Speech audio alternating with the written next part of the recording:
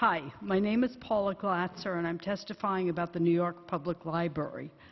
I thought I would be addressing the committee from Tuesday, so I'm very glad to see Mr. Van Bramer here, and the chair is a saint to listen to everybody. My message, and it sounds like you've all been listening to everything beautifully, and I thank you, is not to rush to judgment. I think we're all relieved and grateful that by a miracle we have saved the Mid-Manhattan Library, and we have saved the stacks in the 42nd Street Library from destruction. But I'm here to remind you that it took 6 years and a lot of work to bring the full scope of the Central Library Plan to light. So that on Tuesday, when I heard one member, and maybe he was joking a little bit, say, oh, he loved the new plan, he'd almost sign off on it now because there were wonderful things like additional hours or certainly rehiring the lost librarians, which is one of the great tragedies here. But it took so long to figure out the first Central Library Plan, and we still don't know the details of that. What the candidate de Blasio asked for was like full detail of what the plan cost, and then we don't know what the audit, the independent audit. So my request is to take your time with the I always have to think of it again, the $150 million you inherited from the previous administration. Now, it's still in the budget, but there's a lot of looking and thinking and discussing before you commit to it. Oh boy, the time goes so fast. That's my time. Talk to the people who investigated this. There are architects and librarians, and you haven't seen us all. Help the speaker appoint a real spokesman for the council to the board of the trustees, not a patronage. And the third last thing is to look at saving the stacks. Let's look hard at that money, get competitive bids. This could last another century. Thank you. Thank you. You may begin. Hi, my name is Marsha Rimler. I'm a native New Yorker. On my Twitter hashtag I have from the Lower East Side to Sunnyside to Brooklyn Heights. So I've lived in 3 boroughs, and my daughter went to Bronx Science. I don't know Staten Island very well, though. I live 3 blocks from the library on Cadman Plaza. And I really think the Brooklyn plan, which pits one neighborhood against another, this divide and conquer strategy they've come up with is a disgrace. The woman who heads the library is not a librarian. She's not even a New Yorker. She was brought here from Philadelphia by the Bloomberg administration. She was brought here to raise money for the library.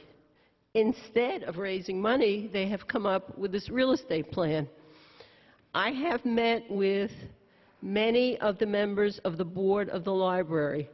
I have given them idea after idea about how to solve this problem. Joan Millman, a personal friend of mine, and our state assemblywoman has gone to Albany, and they have now passed in the assembly a measure for the libraries to be able to bond, which is one way to solve part of this problem. The entire BPL, in my opinion, is dysfunctional. I've been to meetings there where they act as if they're IBM instead of a public corporation. They don't understand that their funding comes from the public. The board and the executives need to have an attitude adjustment, and they need to take this plan where they're going to destroy our library and replace it with a condominium and put it in the garbage. For those of you who don't know, this land was originally urban renewal land. If you go back, I've been around for a long time. I was an original member of Community Board 2, Brooklyn. You will see that this land was taken for a public use.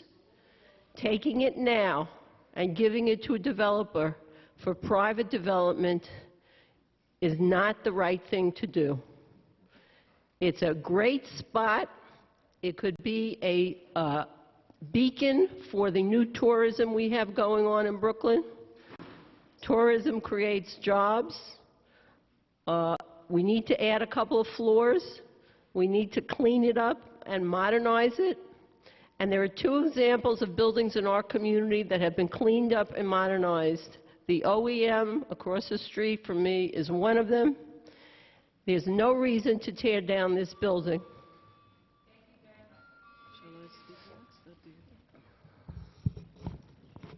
I'm Veronika Conant, a retired academic librarian and member of the Committee to Save the New York Public Library. It was really good to hear that the book stacks and at the 42nd Street Library were not to be demolished, and that the Mid-Manhattan Library will be renovated. However, we are still concerned about transparency, accountability, and oversight. There are still many unanswered questions regarding the way the $151 million capital funds from the City Council will be used for the renovation plans. Has NYPL asked for a budget modification for this amount? And if yes, what is its breakdown?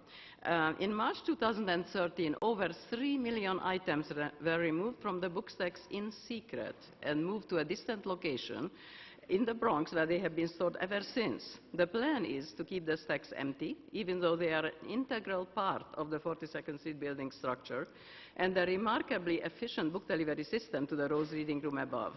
They are in good working condition, were air-conditioned in the 80s, received a sprinkler system in the 90s. According to Tony Marks, their upgrade to current standards would cost $46 million, a price he considers too expensive. The stacks provide 160,000 square foot shelf space. At the cost of $46 million, the unit price comes to $287.50 per square foot, a real bargain. While it is appreciated that NYPL will reconfigure the space in other parts of the 42nd Street Library, we want to be assured no space will be taken away from what is needed to allow the book delivery function, and also to provide air conditioning, humidity controls, and sprinklers for the book stacks. DBC stated that since the NYPL plans are passed through, they do not have control over the funds until after the contract has been signed. The plans can be modified by NYPL only prior to the signing of the contract. After that, they are locked in. We recommend the budget modification include the cost of the above upgrades and also the renovation of Mid-Manhattan. We all ask all of you to please make sure that no contract gets signed for the NYPL without these. Additional recommendations. Develop the second Bryant Park stack extension storage area started during Vartan Gregorian's time, with the goal of doubling the available storage space at 42nd Street from 3.5 million to almost 7 million. Cost estimates are between 8 and 20 million. Third is, do not sell the Science, Industry, and Business Library. Do not allow the sale of public libraries in any library system, at a time when more people than ever use libraries. The CBIL was created for $100 million in 1996, has been wired for technology, with hundreds of computers, comfortable furniture. All it would need is more hours open a week. I have one more sentence. Finally, the news that plaster falling from the ceiling of the Rose Reading Room has led to a temporary closing for several weeks. Thank you very Speaks much. loud. No, I would like Please, to ask we you have to to, please we really have to do pay this for the attention rest to that. of the colleagues that are waiting here also. You may begin your testimony. Thank you. I have handed it in. Thank you. My name is Rita Bott. I am a retired supervising librarian and unit head whose career was spent providing frontline public service at the New York Public Library. First at the much-lamented, now-destroyed Donnell Library Center, and then at the recently reprieved but collections-decimated Mid-Manhattan Library. First, with respect to the New York Public Library, I would like to call attention to the Finance Division briefing paper that was distributed at Tuesday's committee hearing on libraries. On page 5, we find, quote, plan highlights include $151 million for the Central Library Master Plan, which is currently on hold, unquote. That $151 million is parked under New York Public Library, meaning the branch system, but part of it needs to be shifted by the Council to the category New York Research Libraries for the following purpose. The NYPL has said that state-of-the-art climate control and fire suppression systems are needed for the 42nd Street Library central stacks. They had tried to create the impression that there were no such systems, but there are existing 1980s vintage systems that may need an upgrade. The library is claiming the project would cost $46 million. I have not seen any written documentation of that estimate, and given the gross inaccuracy of the CLP estimate, which the Library Administration repeatedly said would cost $300 million, but which actually turned out to be a whopping $500 million, I strongly urge that the Council prudently demand independent written documentation for this and any other such budgetary assertions by the NYPL. I ask that the documentation be shared with all interested parties, including the tax-paying public. If the documented amount really is $46 million, or however much it might be, I request that the Council transfer that amount from the NYPL budget to the New York Research Library's budget, specifying that, as quickly as possible, any work needed in the stack area be performed before any other, so that the shelves there can be refilled ASAP with the 3 million books that were previously removed from them. Right now, the Council urgently needs to take steps to repair the badly shaken confidence of the NYPL's users, supporters, and concerned citizens in general by making it a priority to get the nonprofit to put its books back where they belong, in the structural stacks that were designed for them and built by the taxpayers at New York City's world-famous reference library. From the same document, quote, in the Brooklyn Public Library's Executive Capital Commitment Plan, there is $93 million shown for BPL capital plans, including city and non-city.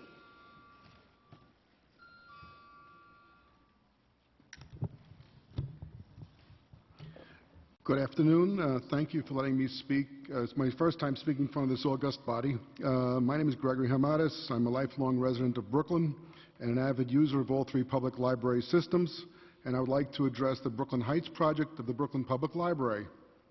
I personally am appalled by the lack of transparency and the lack of public participation in the process of this project, of undertaking this project. The existing Citizens Advisory Committee, in my opinion, does not reflect the representative cross-section of different viewpoints on this project. Second, it appears that the Brooklyn Public Library is in the process of selling off the Brooklyn Heights branch due to a broken HVAC system. Would you sell your house or co-op due to an AC system that doesn't work? Think about it. The Brooklyn Public Library should share the RFP responses that it recently got and the range of bids for public vetting on this Brooklyn Heights project. I urge the New York City Council to look into this project, stop the process, and investigate whether this is the proper procedure and proper approach to be undertaken. It is urgent that the Brooklyn Public Library should fix the currently installed HVAC system, as the onset of the hot weather is upon us, which will cause the Brooklyn Heights branch to shut down again during the summer months. Appropriate the money and let's get it done. I urge the highly qualified Department of Design Construction of the City of New York to undertake the renovation of the Brooklyn Heights branch of the Brooklyn Public Library, and the City Council to appropriate the money for this task. It is highly qualified to do this job. Some questions that I think the New York City Council should look into regard the Board of Trustees of the Brooklyn Public Library. Why is the only qualified librarian who is the immediate past president not the president anymore, and instead a fundraiser is the president? She's a very highly qualified librarian. What's going on with this? Also, there are people that are into digital media on the board. Then the Brooklyn Public Library has a mission to digitize. Is that not a conflict of interest? In short, we have questions regarding these trustees. We don't really trust them, and I think the council should investigate them. Thank you so much for letting me speak. Thank you so much. I just want to say, as the Chair of Cultural Affairs and Libraries, that I really admire all of you. As we've said before, I don't agree with every conclusion you've made, but over the last couple of years we've come to know each other. And Veronika, I want to assure you, as you've testified before my committee a number of times, that we will read every single word in your testimony. And so please don't feel that you were cut off. But there are a lot of people still waiting to go, and it's late. I appreciate the Sunnyside shout-out, by the way, from you. And I look forward to working with you as we go forward. And we are very closely monitoring this. And if anything, this shows that democracy works, because there's power in individuals speaking up, and you all have done that over the last few years. So I just want to say thank you again for your continued advocacy. And anyone who loves libraries, I feel very strongly about them, so thank you.